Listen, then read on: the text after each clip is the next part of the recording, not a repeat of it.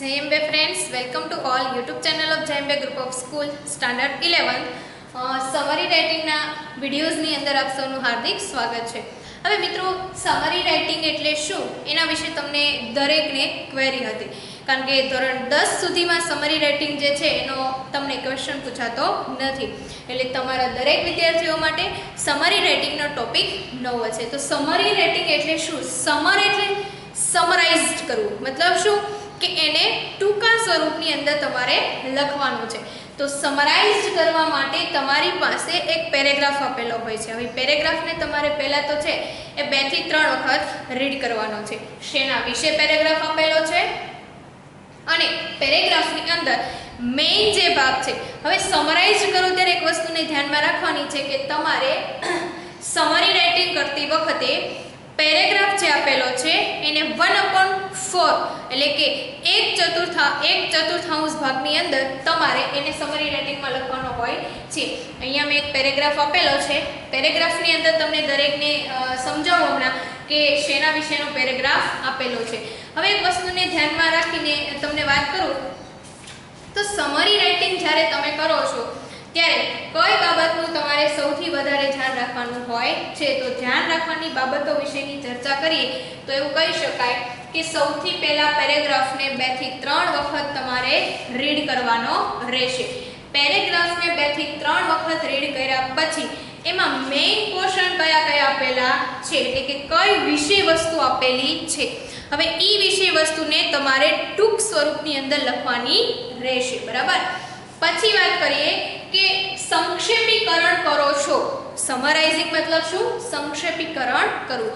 તો સંક્ષેપીકરણ કરો છો ત્યારે તમારે જે અગત્યના મુદ્દાઓ છે એને ધ્યાનમાં રાખવાના રહેશે. માની લો કે અહીંયા જે વાતની તમે અહીંયા સંક્ષેપ કરવાના છો તો આખા પેરેગ્રાફમાંથી તમે એવી 2-3 લાઈન કાઢી શકો, બધામાંથી અમુક અગત્યના મુદ્દા કે શબ્દો લઈને, કે તમારે આખો પેરેગ્રાફ બોલવાની જરૂર પડે નહીં, પણ એ 2-3 લાઈનની અંદર તમે 1/4 એટલે કે 1/4 ભાગની અંદર તમે એનું સમરાઇઝ કરી શકો છો, બરાબર.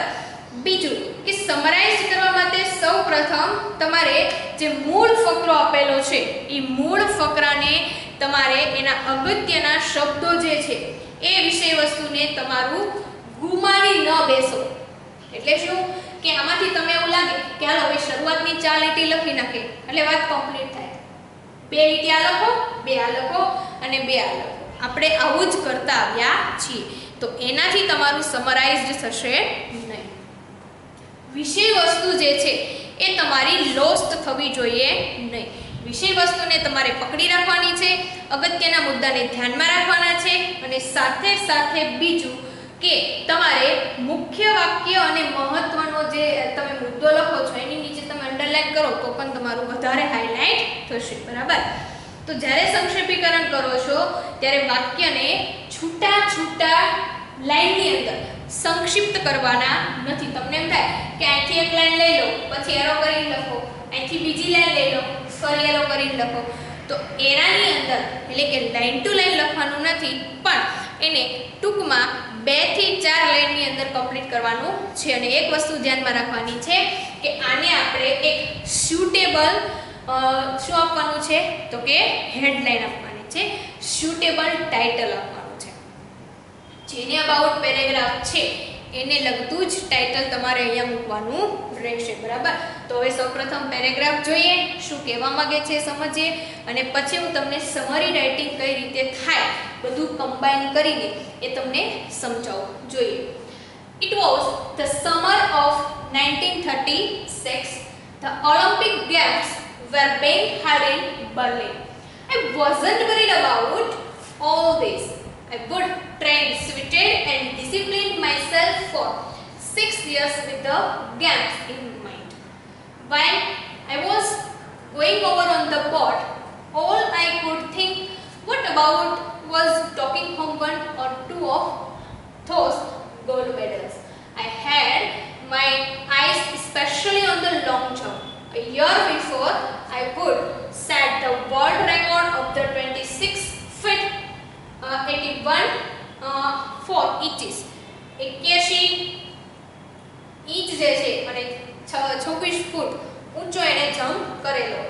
everyone expected me to win that Olympic Games hand down.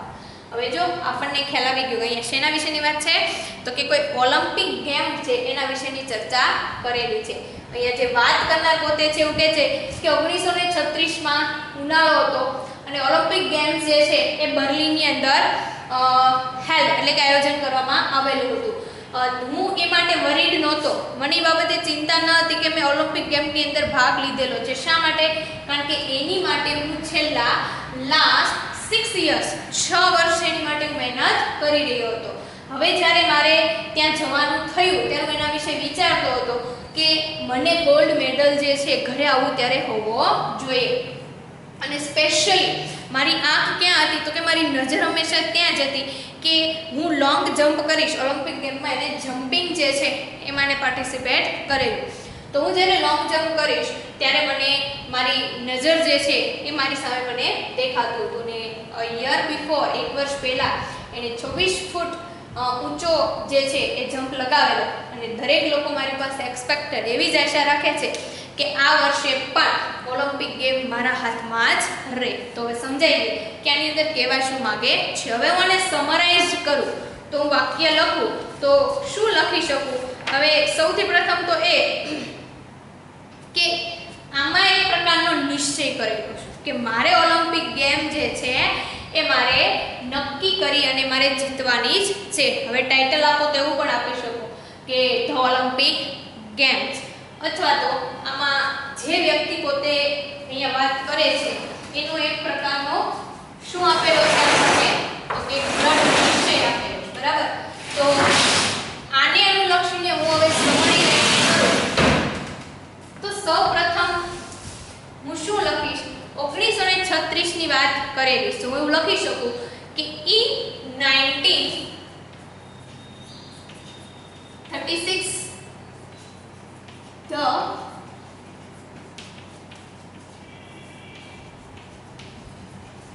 Olympic Games 1936 ની ઓલિમ્પિક ગેમ્સ. હવે લખનાર છે ઓથર છે તો હું એવું કહી શકું કે ધ ઓથર વોઝ નક્કી શું કરે છે? ધ ઓથર વોઝ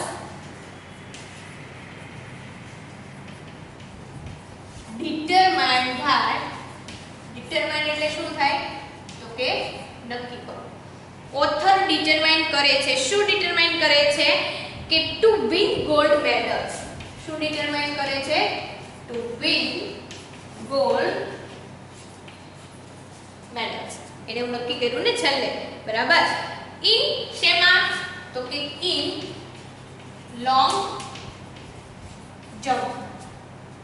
લોંગ જમ્પની અંદર પોતે એવું નક્કી કરે છે. હવે એની પાછળનું કારણ શું છે? શા માટે લોંગ જમ્પમાં ગોલ્ડ મેડલ મળે વિચારશે? કારણ કે છેલ્લા કેટલા વર્ષથી મહેનત કરે છે? 6 યરથી. તો કહી શકાય કે in long jump because of his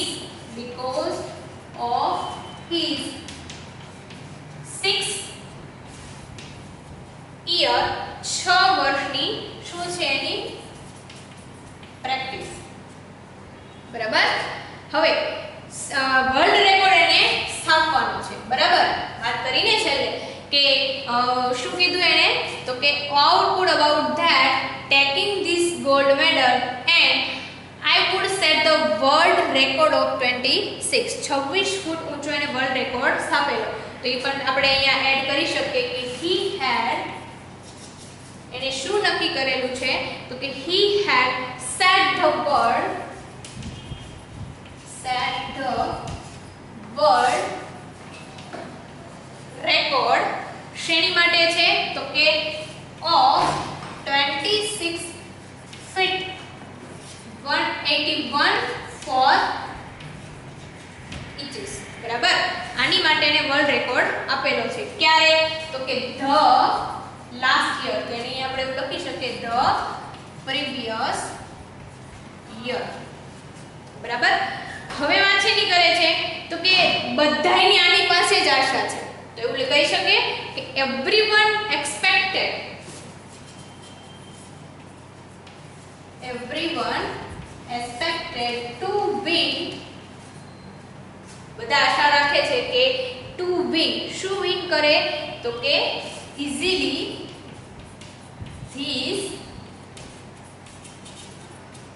Olympic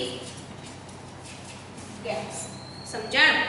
તો હવે આ મારું આટલું જ. જો કેવડો પેરેગ્રાફ હતો અને મેં એને 1/4 ભાગની અંદર, હવે જો એની અંદર કોઈ વાત બાકી જ નથી, બધી આવી ગઈ કે 1936 માં ઉનાળામાં જ્યારે યોજાણું તો મેં એવું સીધું લખ નાખ્યું 1936 માં ઓલિમ્પિક ગેમ.